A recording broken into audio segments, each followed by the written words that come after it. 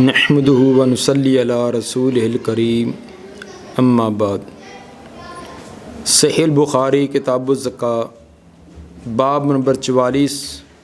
حدیث نمبر 1461۔ باب الزکاۃ علی الاقارب، باب ہے قریبی رشتہ داروں کو زکوٰۃ ادا کرنا۔ اپنے ہی رشتہ داروں کو جن کے ساتھ خونی تعلق ہے یا کوئی اور قربت کا تعلق ہے، کیا زکوٰۃ ان کو دی جا سکتی ہے؟ ذہن کے اندر یہ بات آتی ہے کہ اپنے تو اپنے ہی ہوتے ہیں، زکوٰۃ تو غیروں کو دینی چاہیے جو بڑے غریب مسکین ہوں۔ تو اگر اپنوں کو دیں گے تو اس کے اندر ایک رشتہ داری، تعلق داری اس کے اندر آئے گی، تو شاید زکوٰۃ ادا نہ ہو۔ یہ ایک ذہن کے اندر وہم آتا ہے۔ امام بخاری رحمہ اللہ سے وہم کو زائل کرنا چاہتے ہیں کہ قریبی رشتہ داروں کو دینا تو ڈبل اجر و ثواب کا سبب بنتا ہے۔ وقال النبی صلی اللہ علیہ وسلم لہ اجران، آپ نے فرمایا کہ اس کو ڈبل اجر ہے۔ جو قریبی رشتہ داروں کو دے تو اس کو دوہرا اجر ملے گا۔ اجر القرابت و صدقات، ایک قرابت رشتہ داری کا کہ رشتہ داری کو اس نے ملایا ہے، اس کا لحاظ رکھا ہے، بس صدقہ دوسرا صدقے کا۔ یہ روایت امام بخاری رحمہ اللہ باسند تفصیل کے ساتھ حدیث نمبر 1466 میں آگے لائے ہیں، یعنی 4-5 حدیثوں کے بعد۔ تو ویسے حدیث نمبر 1412 میں بھی 62 میں بھی جو ایک حدیث کے بعد آگے آ رہی ہے اس میں بھی مختصر طور پر ہے، اور 1466 کے اندر بھی تفصیل سے ہے۔ حدیث نمبر 1461، قال حدثنا عبداللہ ابن یوسف اخبرنا مالک عن اسحاق بن عبداللہ ابن ابی طلحہ انہ سمع انس بن مالک رضی اللہ عنہ یقول کان ابو طلحہ اکثر الانصار بالمدینۃ مالا من نخل۔ سیدنا انس بن مالک رضی اللہ تعالیٰ عنہ فرماتے ہیں، حضرت ابو طلحہ انصاری رضی اللہ تعالیٰ عنہ انصار میں سے، مدینہ کے انصار میں سے سب سے زیادہ مال والے تھے کھجوروں کے اعتبار سے، یعنی نخلستان کھجوروں کے باغ سب سے بڑا ان کا تھا جس کی کافی آمدن تھی۔ وکانا احب اموالی الیہ بیرحا، اور اس کے مال میں سے سب سے زیادہ پسندیدہ اور ان کا مال وہ بیرحا تھا۔ بیرحا ایک ان کا باغ تھا، ایک کنواں تھا جس کنویں سے اس کو پانی سے سیراب کیا جاتا تھا، جس کی وجہ سے اس باغ کا نام بیرحا۔ وکانت مستقبلۃ المسجد، اور یہ مسجد نبوی کے بالکل سامنے ہی تھا، مسجد نبی سے تھوڑے فاصلے پر تھا۔ ایک یہ بھی اس کا شرف تھا، ایک تو باغ بہترین تھا، ایک مسجد نبوی کے قریب تھا۔ وکان رسول اللہ صلی اللہ علیہ وسلم یدخلها ویشرب من ماء فیہا طیب، رسول اللہ صلی اللہ علیہ وسلم بھی گاہے بگاہے اس باغ میں جاتے اور اس کا میٹھا اور عمدہ پانی بھی پیتے، یعنی اس کا جو پانی تھا وہ بھی پانی بہت عمدہ تھا۔ مائن یہ موصوف ہے، طیب اس کی صفت ہے، موصوف صفت کے درمیان جار مجرور یا ظرف وغیرہ کا فاصلہ آ سکتا ہے۔ آپ بھی اس باغ میں تشریف لے جاتے اور اس کا پانی بھی پیتے، اور اس طرح جو پھل وغیرہ وہ بھی تناول فرماتے۔ قال انس فلما انزلت هذه الآیہ، حدیث کے راوی حضرت انس رضی اللہ تعالیٰ فرماتے کہ جب یہ آیت مبارکہ نازل ہوئی سورہ آل عمران کی آیت نمبر 92، لن تنالوا البر حتى تنفقوا مما تحبون،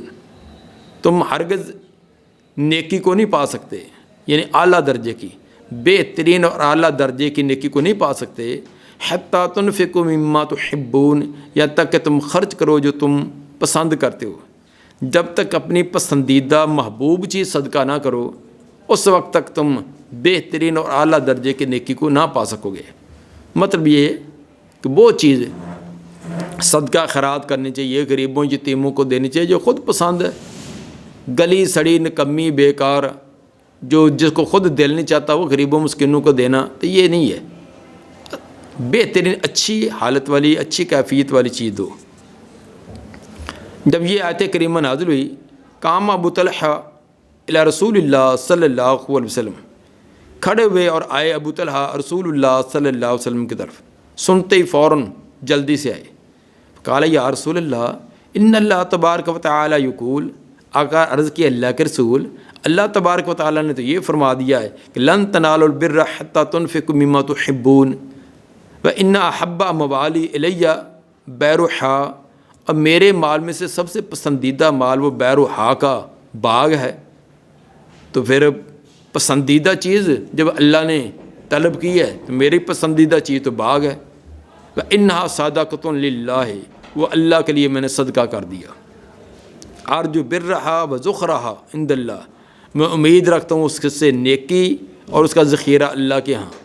کہ وہ اللہ سے میں اس کا صلہ لوں گا، اللہ کے ہاں میرا ذخیرہ جمع ہو گیا۔ فضاحا یا رسول اللہ حیث اراک اللہ،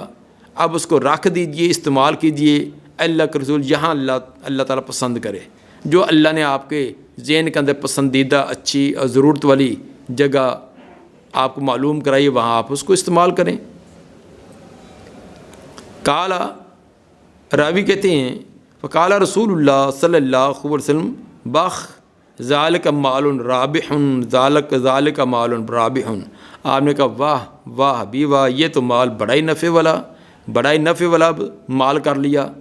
تیرے اس مال کا تو بڑا بہترین تو نے نفع کما لیا اور بڑا فائدہ مند سودا کر لیا۔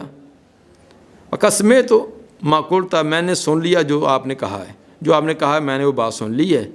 لیکن اب آپ ایسے کریں انی اران تجعلھا فی الاقربین، آپ اس کو اپنے قریبی رشتہ داروں میں کر دیں، آپ کے رشتہ دار جو نا وہ محتاج ہیں تو دوسروں کے بجائے ان کو دیں۔ فقال ابو طلحہ افعل یا رسول اللہ، ابو طلحہ عرض کرنے لگے اللہ کے رسول میں ایسے ہی کرتا ہوں۔ فقاسم ابو طلحہ فی اقاربہ و بنی عمہ، چنانچہ حضرت ابو طلحہ رضی اللہ تعالیٰ عنہ نے اس پورے باغ کو اپنے رشتہ داروں میں اور اپنے چچا کے بیٹوں میں تقسیم کر دیا۔ اس سے امام بخاری رحمہ اللہ نے یہ ثابت کیا کہ قریبی رشتہ داروں کو صدقہ خیرات کرنا یہ زیادہ اجر و ثواب بنتا ہے، کیونکہ آدمی اپنے رشتہ داروں کی حالت اور کیفیت کو زیادہ اچھا جانتا ہے، دوسروں کے بنسبت رشتہ دار زیادہ جانتے ہیں۔ اگر وہ ان کا تعاون نہیں کرے گا تو جن کو ان کے گھریلو حالات کا صحیح علم نہیں، وہ اس کا کیسے تعاون کریں گے؟ اس طرح وہ بیچارے خود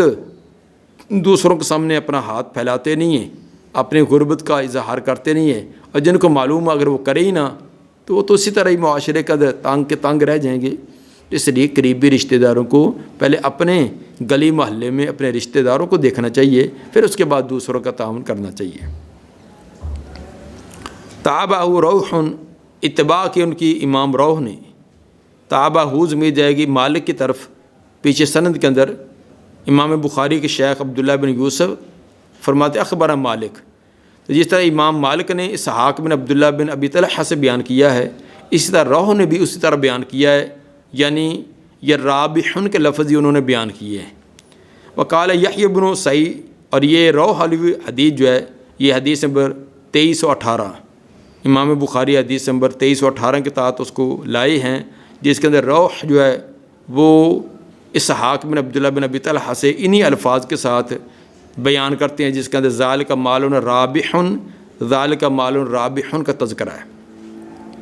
وقال یحییٰ بن یحییٰ و اسماعیل، یحییٰ بن یحییٰ اور اسماعیل یہ دونوں ان مالک جو امام مالک سے بیان کرتے ہیں، وہ فرماتے ہیں رایحن، وہ رابع کے بجائے رائے یا سے پڑھتے ہیں رایحن، رایحن کا معنی تھا عمدہ مال، کہ آپ نے فرمایا کہ یہ تو تیرا بڑا عمدہ مال ہو گیا، جب یہ تو نے باغ فی سبیل اللہ وقف کر دیا، یہ تو تیرا بڑا عمدہ مال بن گیا۔ کیا ہی بات ہے کہ اس کے اندر آخرت کے اندر کتنے تجھے درجات اور کتنے مرتبہ اور مقام ملے گا۔ بہرحال راویوں کا یہ فرق ہے کہ بعض نے رابحن با کے ساتھ اور بعض نے رایحن یا کے ساتھ پڑھا ہے، مفہوم دونوں کا ایک ہی ہوگا، رابحن کا معنی نفع والا اور رایحن کا معنی عمدہ مال۔ یہ روایت امام بخاری 7 مرتبہ مختلف جگہ پر لائے ہیں، تو ثابت سے یہ کیا کہ قریبی رشتہ دار وہ زیادہ حقدار ہے کہ ان کے اندر تقسیم کر دیا جائے۔ حدیث نمبر 1462، حدثنا ابن ابی مریم اخبرنا محمد بن جعفر قال خبرني زید عن ایاض بن عبد اللہ عن ابی سعید الخدری رضی اللہ عنہ قال خرج رسول اللہ صلی اللہ علیہ وسلم فی اضحى او فطر الى المصلی۔ سیدنا ابو سعید خدری رضی اللہ تعالیٰ فرماتے ہیں رسول اللہ صلی اللہ علیہ وسلم عید الاضحیٰ یا عید الفطر تھی، اس میں آپ عید نماز کی طرف نکلے، عیدگاہ کی طرف نکلے۔ ثم انصرف، پھر آپ پلٹے، فوعظ الناس، اور لوگوں کو واعظ کیا، انصرف یعنی نماز سے، کیونکہ پہلے نماز ہوتی ہے بعد میں عید کا خطبہ ہوتا ہے، تو آپ نماز پڑھ کے پھر خطبہ دینے کے لیے کھڑے ہوئے، لوگوں کو واعظ کیا، وامر بالصدقہ، ان کو صدقے کا حکم دیا۔ تو ثابت ہوا کس طرح کا جو اجتماع ہوتا ہے عید وغیرہ کا، تو خوشی کا دن ہوتا ہے، لوگ مال دولت بھی ان کے پاس ہوتی ہے، خوشی کا دن بھی ہوتا ہے، خرچ کرنے کو ان کا ذہن بھی بنا ہوتا ہے۔ ایسے موقع پر کوئی رفاہی کام ہے، کوئی دینی کام ہے، تو ان کے لیے چندہ وغیرہ اکٹھا کیا جا سکتا ہے۔ قال یا ایھا الناس تصدقوا، آپ نے فرمایا اے لوگو صدقہ کرو۔ فمر علی النساء، پھر آپ عورتوں کے پاس سے گزرے۔ دوسری روایات میں وضاحت ہے، آپ نے سمجھا کہ عورتوں کو شاید میری بات نہیں پہنچی، پھر آپ ان کی طرح گئے، ان کو کچھ پند و نصیحت کی، اور ان کو بھی کہا یا معاشر النساء تصدقنا، اے عورتوں کی جماعت تم بھی صدقہ کرو۔ فانی رأیتکن اکثر اہل النار، بے شک میں نے دیکھا ہے تمہیں زیادہ آگ میں، زیادہ میں نے عورتوں کو آگ میں دیکھا ہے۔ جب مجھے جنت اور جہنم دونوں کے مناظر دکھلائے گئے تو جہنم کے اندر زیادہ تعداد عورتوں کی مجھے دکھلائی گئی۔ فقلنا وبما ذلک یا رسول اللہ، تو انہوں نے کہا یہ کس وجہ سے ہے اللہ کے رسول، اللہ کے رسول عورتیں زیادہ کیوں، اس کی وجہ؟ قالا تکثرن اللعن و تکفرن العشیر، آپ نے فرمایا ایک تو تم لان تان بہت زیادہ کرتی ہو، دوسرا خامدوں کی ناشکری کرتی ہو۔ لان تان عورتوں کے اندر معمولی بات پر کسی کو لعنت کر دینا، کسی کو ویسے ہی اسلام سے خارج کر دینا، کسی پر کوئی فتویٰ لگا دینا، تو یہ عورتوں کے اندر ایک تو علم کی کمی ہوتی ہے، پھر اپنے جہالت کی وجہ سے اپنے آپ کو نیک اور صالح، دوسری پر عیب اور اعتراض اور طرح طرح کی ان کے شکوے شکایتیں، یہ سبب بن کے رہتے ہیں۔ دوسرا تکفرن العشیر، خامدوں کی ان کی ناشکری کرنا۔ آپ نے فرمایا کہ ما رأیت من ناقصات عقل و دین، نہیں دیکھی میں نے عقل و دین کے اندر کم، اذهب للب الرجل الحازم، اور لے جانے والی سمجھدار عقل مند آدمی کی عقل کو، من احداکن، تم جیسی جتنی عورتیں پڑھا لکھا سمجھدار زیر آدمی اس کی عقل مار دیتی ہیں، مت مار دیتی ہیں، اس طرح میں نے کسی اور کو نہیں دیکھا۔ ایک منٹ کے اندر آدمی کو کچھ کا کچھ بنا دیتی ہیں۔ بڑے ان کے مکر ہوتے ہیں، بڑے، بعض تمام نہیں تو بعض کے بڑے مکر ہوتے ہیں، منٹوں کے اندر کچھ کا کچھ منظر جو بنا دیتی ہیں۔ یا معاشر النساء، عورتوں کے گروہ، مطلب یہ تھا کہ تمہاری کمی، تمہارے عیب، اور عیوب کے ساتھ ساتھ دو نمایاں عیب بیان کیے، ایک تو اعتراض، لعن طعن، غیبت، چغلی، اعتراضات، یہ چیزیں،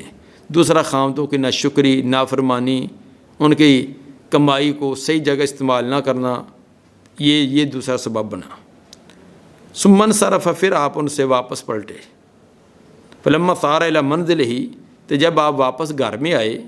جات زینب امرۃ ابن مسعود، آئی زینب جو کہ بیوی تھی ابن مسعود رضی اللہ تعالیٰ عنہ کی، تستاذن علیہ، وہ اجازت مانگ رہی تھی آپ پر، یعنی گھر میں آنے کی، دروازے پر کھڑی اجازت مانگ رہی تھی۔ تو ثابت ہوا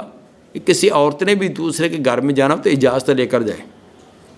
تو یہ ہمارے ہاں یہ بڑی چیز اس کے اندر کمی ہے کہ عورتوں نے دوسروں کے گھر جانا تو ٹھک دروازہ کھولا تو اندر چلے گی، تو یہ طریقہ نہیں ہے۔ جیسے مردوں نے اجازت لینی ہوتی ہے، عورت بھی اجازت لے، گھر والے پتہ نہیں کس کیفیت میں، کس حالت میں، تو ایسے چلا جانا یہ مناسب نہیں ہے۔ فقیل یا رسول اللہ حاضی زینب، آپ کو بتلایا گا اللہ کے رسول یہ زینب ہے، دروازے پر کھڑی زینب وہ اجازت مانگ رہی ہے۔ فقال ایو الزینب، آپ نے کہا کون سی زینبیں؟ آگے روایت میں وضاحت آ رہی ہے کہ ایک اور انصار کی عورت بھی وہاں پہلے پہنچی تھی، اس کا نام بھی زینب ہی تھا، اس کا بھی یہی سوال تھا جو ان کا سوال تھا۔ تو یہ دو زینب نامی عورتیں کھڑی ہو گئیں۔ تو بلال رضی اللہ تعالیٰ قریب سے گزرے تو انہوں نے اس کو کہا کہ اللہ کے رسول کو یہ بتلاؤ کہ ہم نے کوئی سوال کرنا آپ سے۔ فقیل امرأۃ ابن مسعود، آپ کو کہا گیا، بتلایا گیا کہ عبداللہ بن مسعود کی بیوی جو زینب وہ آئی کھڑی ہے۔ قال نعم، کہا گیا یعنی یہ پوچھا گیا، کہنے والے سے پوچھا گیا کہ عبداللہ بن مسعود کی بیوی جو زینب وہ باہر کھڑی ہے؟ قال نعم، تو بتلانے والے نے بتلایا کہ جی ہاں وہی ہے۔ اذن لہا، آپ نے فرمایا کہ اجازت دے دو اس کو۔ فاذن لہا، اس کو اجازت دے دی گئی۔ قالت یا نبی اللہ، اس نے آ کر سوال کیا اللہ کے رسول، انک امرت الیوم بالصدقہ، آپ نے آج صدقے کا حکم دیا ہے کہ صدقہ کرو۔ وکان عندی حلی لی، تو میرے پاس میرے اپنے ذاتی زیورات ہیں، فاردت ان اتصدق بہا، تو میں نے ارادہ کیا ان کو صدقہ کرنے کا، آپ کی ترغیب پر میں نے ذہن بنا لی کہ میں صدقہ کرتی ہوں۔ وزعم ابن مسعود انہ وولدہ احق من تصدقت بہ علیہم، تو خیال کرتا ہے ابن مسعود، میرا خامد ابن مسعود کا ذہن یہ ہے کہ بے شک وہ خود اور اس کی اولاد زیادہ حقدار ہے جن پر میں وہ صدقہ کروں۔ تو میرا خامد کہتا ہے کہ کسی اور کو جو صدقہ کرنا ہے مجھے دے دے اور اپنے اولاد کو دے دے، تو ہمارے اب بھی تو ہاتھ کوئی تنگ ہی ہیں، تو کسی کو دینے کے بجائے ہم پر صدقہ کر دے۔ اس لیے کیا میں اپنے خامد کو اور اپنی اولاد پر وہ صدقہ کروں تو یہ صدقہ کرنا درست ہوگا؟ فقال النبی صلی اللہ علیہ وسلم صادق ابن مسعود، آپ نے فرمایا کہ ابن مسعود نے ٹھیک کہا ہے، تیرے خامد نے جو بات کہی وہ ٹھیک کہی ہے۔ زوجوں کے و والدوں کے احق من تصدقت بہ علیہم، تیرا خامد اور تیری اولاد زیادہ حقدار جن پر تو صدقہ کرے، تو وہ زیادہ حقدار ہیں، اس لیے ان پر صدقہ کر دے۔ تو بیوی جو ہے وہ اپنے خامد کو صدقہ خیرات کر سکتی ہے، کیونکہ بیوی پر خامد کے اخراجات نہیں ہوتے۔ ہاں، خامد بیوی پر صدقہ زکوٰۃ نہیں دے سکتا، کیونکہ خامد کے ذمے بیوی کا اخراجات ہیں، بیوی اور بچوں کے اخراجات خامد کے ذمے ہوتے ہیں، اس لیے وہ بیوی کو جو اپنی اولاد پر صدقہ خیرات نہیں کرے گا۔ ہاں البتہ بیوی کے ذمے اخراجات نہیں ہوتے، اگر وہ دیکھے کہ اس کا خامد تنگ دست ہے تو وہ ان کو زکوٰۃ بھی دے سکتی ہے، صدقہ بھی کر سکتی ہے۔ باب نمبر 45، باب لیس علی المسلم فی فرس صدقہ،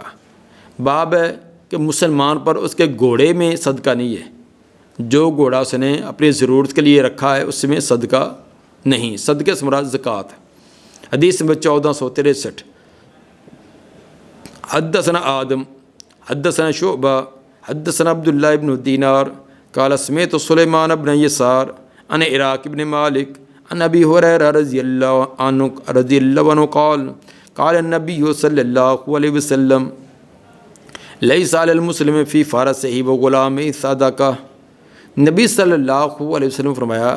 کہ نہیں ہے مسلمان پر اس کے گھوڑے میں اور اس کے غلام کے اندر کوئی صدقہ، مسلمان پر اس کے گھوڑے اور غلام میں صدقہ نہیں ہے۔ گھوڑے یہ بھی ایک قیمتی جانور ہے، لیکن اس پر بکری، گائے،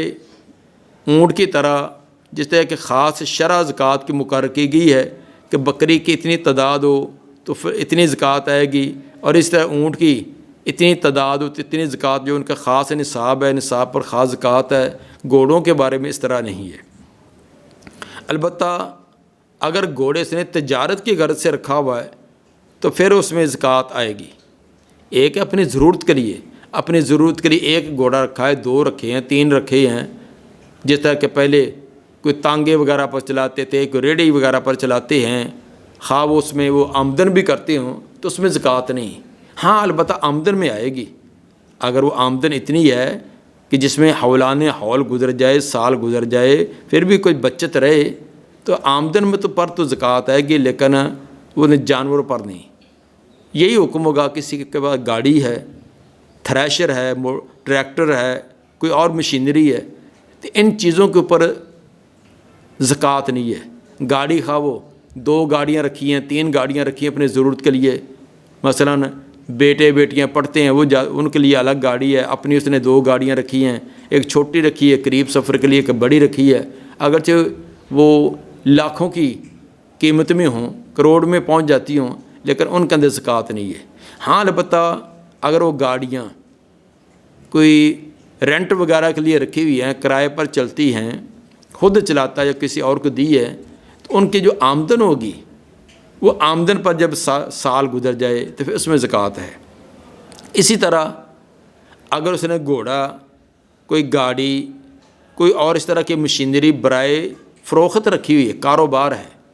گاڑیاں 2-3 لایا ہے، بیچ دی ہے، پھر اور خرید کر لایا، پھر بیچ دی ہیں، شو روم جیسے ہوتے ہیں، نئی گاڑیاں لا کر بیچتا ہے، خاص پرانی لائے، پرانی گاڑی ہے، ٹریکٹر ہے، موٹر سائیکل ہے، وہ لاتا ہے، 2-4 لے لیے، ان کو سیٹ کر کے بیچ دیا، پھر لیا، پھر بیچ دی، یہ ہے کاروبار۔ تو اس کے اندر وہ کاروبار کے انداز کے اندر سال بعد جو اس کی بچت ہے اس میں زکوٰۃ آئے گی۔ مثلا آدمی نے ورک شاپ بنائی ہوئی ہے، اس کے اندر اس طرح کے سیکنڈ ہینڈ جو گاڑیاں، موٹر سائیکل، ٹریکٹر لے لیتا ہے تو ان کو سیٹ کر کے آگے بیچ دیتا ہے، تو یہ سال بعد وہ دیکھے کہ تمام اخراجات نکال کر اس کی بچت کیا ہے، اس بچت پر وہ 2.5% کے حساب سے زکوٰۃ آئے گی۔ تو کاروبار کی نوعیت اور ہوتی ہے لیکن اپنی ذاتی استعمال اور ہوتا ہے۔ باب نمبر 46، باب لیس علی المسلم فی عبد صدقہ، باب ایک مسلمان پر اس کے غلام میں بھی صدقہ نہیں ہے۔ آدمی نے اپنی خدمت کے لیے کوئی غلام رکھا ہے، غلام 1 ہے، 2 ہے، 3 ہے، وہ کاروبار کے لیے، کسی کا وسیع کاروبار ہوتا ہے، کوئی زمیندارہ ہے، کوئی باغ ہے، کوئی اور کوئی اس نے فیکٹری وغیرہ، مل فیکٹری میں کوئی غلام رکھے ہیں، پہلے دور میں جیسے ہوتے تھے، تو اپنے کام کے لیے اس نے رکھے تو ان میں بھی زکوٰۃ نہیں ہے۔ ہاں جو وہ کمائی کرتے ہیں، کمائی پر سال گزرا ہے تو اس میں پھر زکوٰۃ آئے گی۔ یا غلام اس نے تجارت کے لیے رکھے ہیں، غلام وہ لایا، خریدا ہے، 2-3 غلام لیا، ان کو کوئی ہنر سکھلایا، فن سکھلایا، پھر اس کو مہنگا بیچ دیا۔ مثلا 1 لاکھ کا غلام خریدا ہے تو بالکل سادہ تھا، اس کو کچھ بھی پتہ نہیں تھا، کسی کو الیکٹریشین سکھلا دیا، کسی کو کارپینٹر بنا دیا، کسی کو اور فن سکھلا دیا، اور 2 لاکھ کا اس کو بیچ دیا۔ یہ کاروبار میں تو آئے گا۔ حدیث میں 1464، قال حدثنا مسدد قال حدثنا یحیی بن سعید عن خصیب بن عراق قال حدثني ابی عن ابی ہریرہ رضی اللہ عنہ عن النبی صلی اللہ علیہ وسلم حدثنا سلیمان بن حرب حدثنا وحیب بن خالد حدثنا خصیب بن عراق بن مالک عن ابی ہریرہ رضی اللہ عنہ عن النبی صلی اللہ علیہ وسلم۔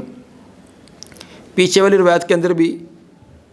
یحییٰ بن سعید خصیم بن عراق سے بیان کر رہے تھے، اور اس کے اندر وحیب بن خالد خصیم بن عراق سے بیان کرتے ہیں، یعنی خصیم بن عراق پر یہ روایت جمع ہو رہی ہے۔ تو فرق یہ ہے کہ پیچھے والی یحییٰ بن سعید جو ہے خصیم سے ان سے بیان کرتے ہیں، اور یہاں وحیب بن خالد جو حدثنا خصیم بن عراق یعنی تصریح سما کی کر رہے ہیں، اور باقی روایت اسی طرح جس طرح کہ گزشتہ روایت تھی۔ لیس علی المسلم صدقۃ، آپ نے فرمایا کہ مسلمان پر اس کے غلام میں اور اس کے گھوڑے میں صدقہ نہیں ہے۔ لیس علی المسلم صدقۃ فی عبدہ ولا فی فرسہ، اس کے غلام اور اس کے گھوڑے میں، تو یعنی اپنی خدمت کے لیے، اپنے کام کاج کے لیے اس نے کوئی خادم رکھا، غلام رکھا ہوا ہے، اور اسی طرح کوئی گھوڑا وغیرہ رکھا، اس میں زکوٰۃ نہیں ہے۔ اور یہ غلام سے مراد، خادم سے مراد جو پہلے دور کے اندر جو جنگی قیدی ہوتے تھے، جنگ کے اندر غیر مسلموں کے افراد جو گرفتار ہو جاتے تو ان کو اپنے غلام، مرد ہے تو ان کو غلام، لونڈیاں تو ان کو باندیاں بنا کر رکھا جاتا، تو ان کو ضروریات زندگی تمام پوری کی جاتی، کھانا پینا، رہنا سہنا، یہ تمام ضروریات اچھے انداز میں پوری کرنے کی اسلام نے ترغیب دلائی ہے۔ تو البتہ وہ کام وغیرہ وہ اس مالک کا کریں گے، وہ غلام مراد ہیں۔ آج جو ہمارے گھروں کے اندر یا ہماری دکانوں پر ملازم ہوتے ہیں، ڈرائیور ہیں یا گھر کی صفائی کرنے والے، باقی وہ آزاد ہیں، ان پر احکام آزاد والے ہی ہوں گے۔ باب الصدقۃ علی الیتامى، باب ہے یتیموں پر صدقہ خیرات کرنا۔ حدیث نمبر 1465، حدثنا معاذ بن فضالہ حدثنا ہشام بن یحییٰ عن ہلال بن ابی میمونہ حدثنا عطاء بن یسار انہ سمع ابا سعید الخدری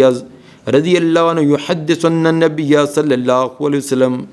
جلس ذات یوم علی المنبر۔ ابو سعید خدری رضی اللہ تعالیٰ فرماتے ہیں کہ نبی صلی اللہ علیہ وسلم ایک دن منبر پر تشریف فرما ہوئے، جلسنا حولہ، ہم بھی ارد گرد بیٹھ گئے، فقال، ان مما اخاف علیکم من بعدی، آپ نے فرمایا کہ بے شک جن چیزوں میں سے میں تم پر ڈرتا ہوں اپنے بعد، میں میرے چلے جانے کے بعد تم پر جو جس چیز کا مجھے زیادہ ڈر ہے وہ ہے کہ ما یفتح علیکم من زہرۃ الدنیا، جو وسعتیں کر دی جائیں گی تم پر دنیا کی زیب و زینت کی، دنیا کی رونق کی، وزینت کی زینت۔ آپ نے فرمایا کہ مجھے ڈر زیادہ ہے چیز کا کہ بعد کے اندر دنیا کا مال و متاع، دنیا کا نعمتیں جو زیادہ وافر ہو جائیں تو کہیں تم ان کے اندر مبتلا ہو کر دین کے اندر کوئی کمزوری نہ آ جائے، یہ مجھے ڈر ہے۔ فقال رجل یا رسول اللہ، ایک آدمی عرض کرنے لگا اللہ کے رسول، ویات الخیر بالشر، کہ خیر بھی شر کو لاتی ہے؟ یہ دنیا کا مال کا مل جانا حلال اور جائز طریقے سے کمائی کو نہیں، یہ تو خیر ہے، اللہ کی نعمت ہے، تو یہ بھی شر لاتی ہے؟ فساکت نبی صلی اللہ علیہ وسلم، آپ خاموش ہو گئے، وحی کے انتظار میں خاموش۔ فقیل لہو، تو فقیل لہو، اس آدمی کو کہا گیا، ما شانک کا، اے اللہ کے بندے تجھے کیا ہے؟ تکلم النبی صلی اللہ علیہ وسلم ولا یکلمک، تو نبی سے بات کرتا ہے اور آپ بات نہیں کرتے۔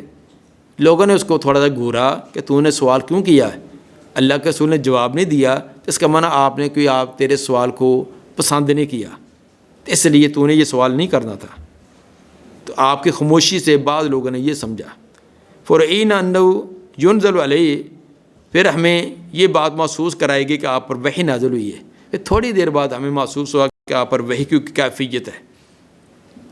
کالا، راوی کہتے ہیں فما صح ان رحدہ، آپ نے پسینہ صاف کیا، جب وحی نازل ہوتی ہے تو آپ پر پسینہ کی کیفیت ہوتی ہے، آپ نے پسینہ صاف کیا۔ فقالا، پوچھا این السائل، آپ نے کہا وہ سائل کہاں ہے جس نے یہ سوال کیا، تو وہ کہاں ہے؟ وکأنہ حمدہ، آپ کا انداز سوال کا یہ تھا جیسے آپ نے اس کی تعریف کی ہے،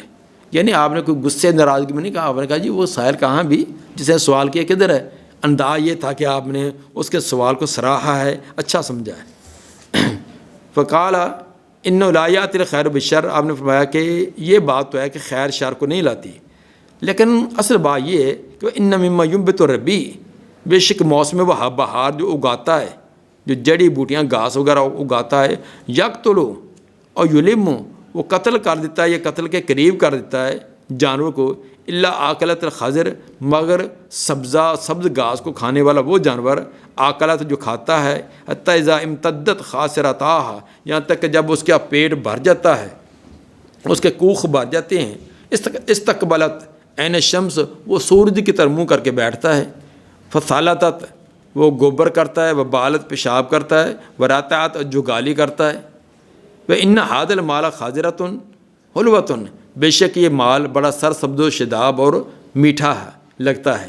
فَنِعْمَ صاحب المسلم، بہت ہی اچھا وہ مسلمان ہے، مَا آتَى مِنْهُ الْمِسْكِينَ، جو اس مال میں سے مسکین کو دے، یتیم کو دے، وابن السبیل اور مسافر کو دے، اور کما قال النبی، یا جس طرح نبی صلی اللہ علیہ وسلم نے فرمایا۔ مطلب یہ تھا، آپ نے فرمایا کہ موسم بہار جس میں بارشیں وغیرہ ہوتی ہیں تو سرسبز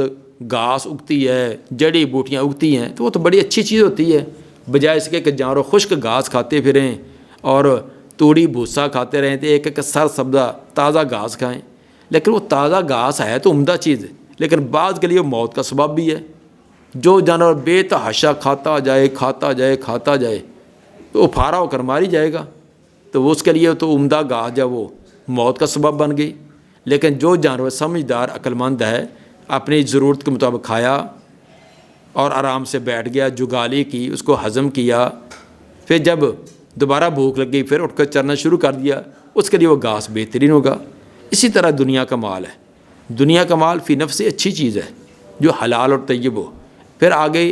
آدمی کو حاصل کرنے اور استعمال کرنے کا اختیار ہے۔ ایک بے تحاشا جمع کرتا جاتا ہے، 99 کے چکر میں 24 گھنٹے رہتا ہے، یہ بھی مل جائے یہ بھی مل جائے، لوٹ گسوٹ جو کچھ آتی ہے وہ اپنی تجوریاں بھرنے میں لگا ہوا ہے،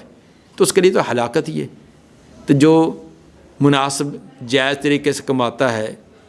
اس کو صحیح جگہ پر استعمال کرتا ہے، اس کا مال، اس کی دولت، اس کو اللہ کے احکام سے، حقوق اللہ اور حقوق العباد سے مانے نہیں ہے، سب چیزوں کا خیال کرتا ہے، نماز، روزہ، حج، زکوٰۃ، غریبوں کا، یتیموں کا، سب کا، ان کا بھی خیال کرتا ہے، دولت بھی کماتا ہے، تو یہ دولت اس کے لیے بہترین دنیا میں بھی کامیابی اور آخرت میں بھی کامیابی کا سبب بنی۔ وَإِنَّ مَن يَأْخُذُ بِغَيْرِ حَقِّهِ، بے شک جو اس مال کو نہ حق لیتا ہے، كَالَّذِي يَأْكُلُ وَلَا يَشْبَعُ، وہ اس کی طرح جو کھائے اور سیر نہ ہو۔ ایک آدمی کھاتا رہتا ہے لیکن سیر نہیں ہوتا، یہ دنیا کا مال جو نہ حق لیتا ہے تو اس کا پیٹ بھرتا ہی نہیں ہے، اس کا حرص بڑھتی جاتی ہے، کم نہیں ہوتی۔ وَيَكُونُ شَهِيدًا عَلَيْهِ يَوْمَ الْقِيَامَةِ، اور الٹا یہ مال اس کے اوپر قیامت کے دن اس کے خلاف گواہی دینے والا بنے گا۔ شہیدن علیہ، شاہدہ صلہ علیہ ہے تو اس کا معنی تھا کس کے خلاف گواہی دینا۔ ایسا مال جو ناجائز طریقے سے کمایا ہوا ہے اور اس مال کو کمانے کے اندر اللہ کے حقوق کو بھی پامال کر دیا، اللہ کے حقوق کا بھی خیال نہیں کیا، بندوں کا بھی نہیں کیا، تو ایسا مال اس کے لیے قیامت کے دن الٹا اس کے لیے ایک مصیبت بنے گا، اس کے خلاف گواہی دے گا۔ اس کے اندر جو امام بخاری رحمہ اللہ نے باب سے جو باب ثابت کی ہے، باب تھا باب صدقۃ الیتامى، یتیموں پر صدقہ خیرات کرنا، تو حدیث کے آخر میں فرمایا فنعم صاحب المسلم، مسلمان وہ بہترین مسلمان مال والا ہے، ما آتا من المسکین مسکین والیتیم، جو اس میں سے مسکین، یتیم اور ابن سبیل کو دے، جو اپنی دولت میں سے غریبوں کو، مسکینوں کو، یتیموں کو دائیں بائیں آگے پیچھے خرچ کرتا جا رہا ہے، اس کے لیے مال بہترین ہے۔ اور یہی باب، یہی چیز امام بخاری ثابت کرنا چاہتے تھے۔ دعا ہے کہ اللہ تعالیٰ نبی صلی اللہ علیہ وسلم کے فرامین کے مطابق عمل کرنے کی توفیق عطا فرمائے۔ سبحان ربک رب العزت عما یصفون، والسلام علی المرسلین، والحمد للہ رب العالمین۔